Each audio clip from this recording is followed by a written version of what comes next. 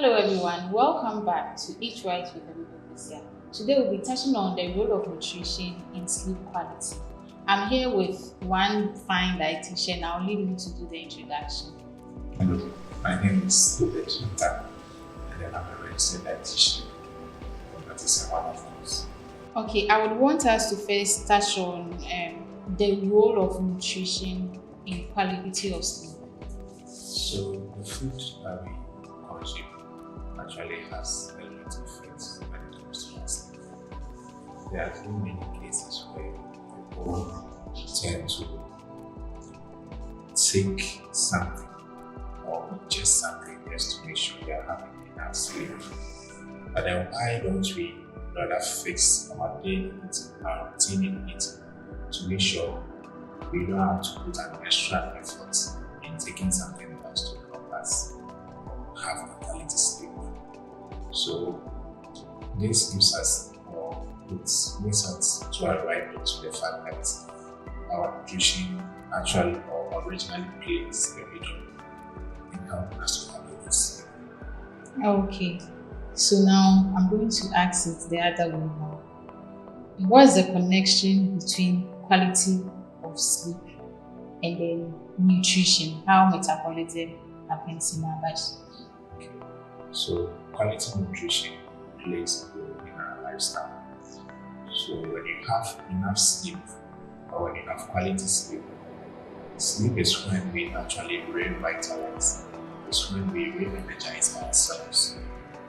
Whenever you have sleep and you have enough sleep or you have quality sleep, it helps you to be energized for the next day to go about with your activities.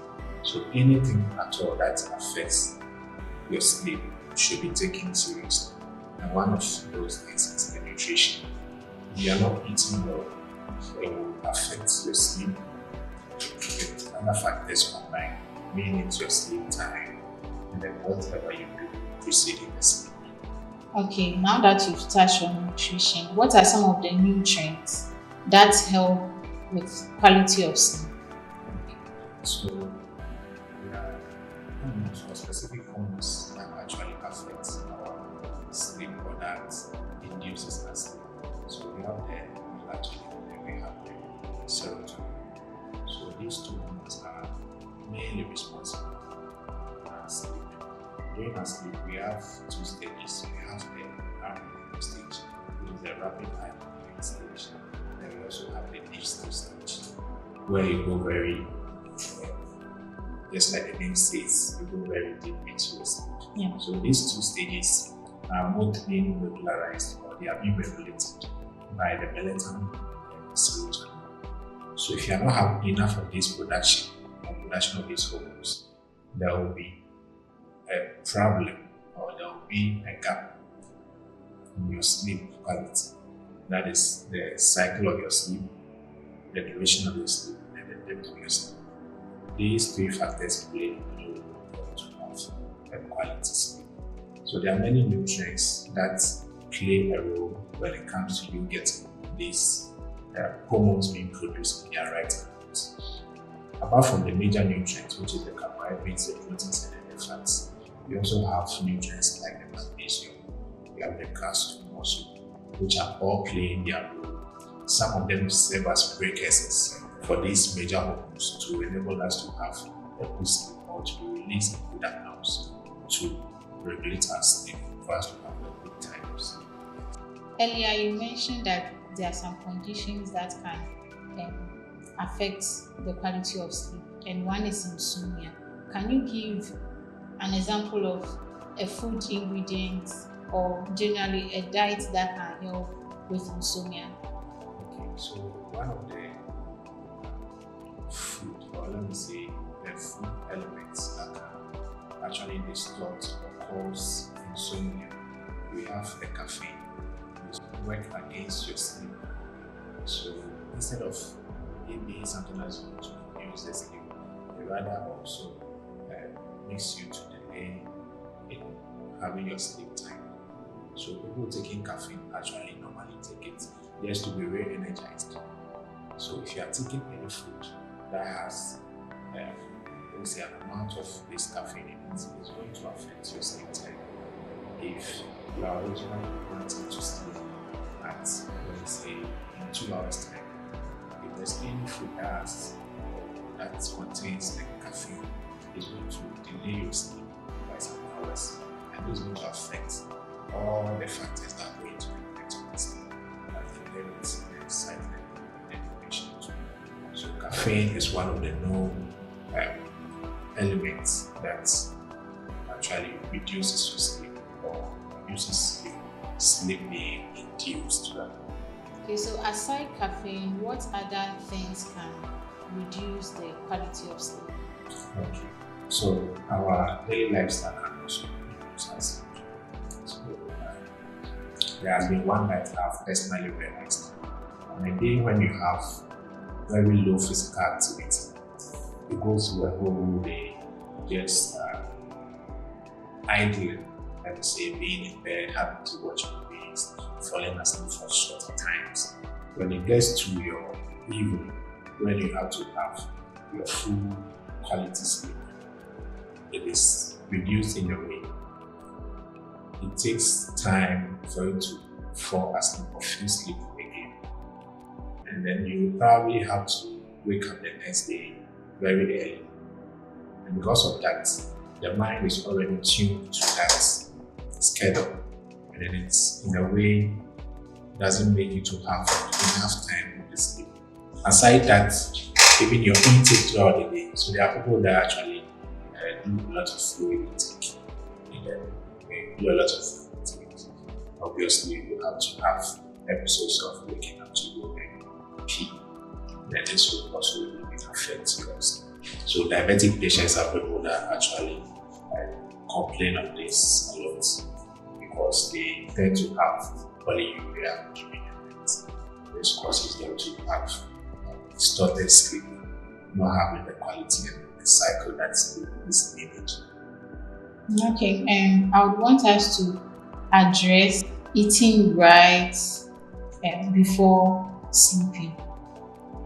How does it affect the quality of sleep? Yeah, so you have to eat right to make sure you have a good sleep. So there are foods that when you eat, or some foods actually cause inflammation. The inflammation has been one of the causes of you not having a good sleep. When you take obese people, for instance, their level of inflammation is very high, and then it affects their sleep. Apart from obese people, like the reference I made earlier to people who idle during the day, they also tend to have a bad sleep quality because there wouldn't be enough of rest. Even though they were not sleeping, they were not also going any physical activity that's going to actually burn some energy. So when it gets to that time, or when it gets to the evening where there has to be sleep, the sleep also doesn't come at the right time. And this affects the duration of the original sleep. Okay, and personally, if I want to have a good sleep and I feel it's not really calming, I go for walks around, let's say, times where I don't know whether it can be qualified as breeze but then the temperature is cool. Yes, go for walks. If possible, I like to go barefoot. So maybe it might not be a long stretch, but even if I know a place where there's gravels, I'll go and then we'll be walking in circle and then it helps. So I think it's something that one can also consider and not eating heavy. Because I've realized that even for myself, if I take milky products and then like dairy products and then I sleep, the quality of sleep cannot be compared to when I haven't eaten immediately. So I think it's something that we all need to take note and then not eat right after, right before sleeping. Yes. I would want us to touch on this. People use alcohol to do almost everything now. Before eating, some like to take alcohol to a lot. So, how is there a connection between alcohol and then sleep quality? So alcohol actually has a role in that. When you take alcohol, the initial stage makes you feel only drowsy, but then it works just like caffeine. It's also, in a way, after making you feel drowsy and falling asleep, it doesn't make you to go through the stages of sleep as is expected. Okay. So at the moments where you have to have the rapid eye movement, which is the initial stage of the sleep, you actually have that, but you transitioning into the deep sleep is quite a difficult one. And then I believe it's due to the content of the alcohol that makes these changes to occur. So alcohol, in a way, has its own way, just like how the caffeine also inhibits the production of the melatonin and the serotonin, which are the sleep hormones. Yeah. Okay, and can you give some foods that can be taken during or before bedtime that will not distract one's? So just like you mentioned earlier, it's not even just about the food. By the time you eat before you go to bed, there should be some ample time to sit and then make the food relax, or let me say, digest, before you can go to bed. Aside the time you leave before you go to bed, there should be healthy intake. So foods or people snack at night, let me say, and when they snack, they don't do healthy snacking. But it has been known that when you do healthy snacking, even that can also help to have a good sleep. So taking something like our seeds and then the nuts, the likes of the chia seeds, the flax seeds, the pumpkin, the almond nuts, they are all healthy snacks that can help you to have a good sleep. So balancing your meals, having healthy snacks in between the meals, and then also making sure you are having a good time for the food to digest will help to have a good sleep. Okay, any takeaway before we wrap up? Okay, so sleep is very related to your food intake.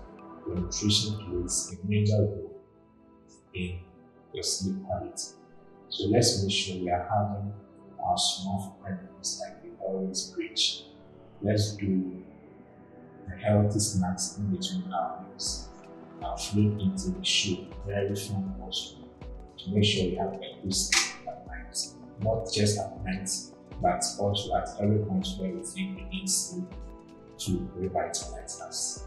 Thank you very much for coming. Viewers, in as much as we want you to eat right, we want you to eat at a pace and also a time that will not affect your sleep quality. Because during sleep, your body gets the chance to energize itself and then revitalize itself. So it's advisable that we eat at a time that will not affect the sleep quality. Kindly do well to like, share, and comment. We need your comments so that we will know what you would want to hear next. It has been Eat Right with Emugu Kosia. Stay tuned for the next episode.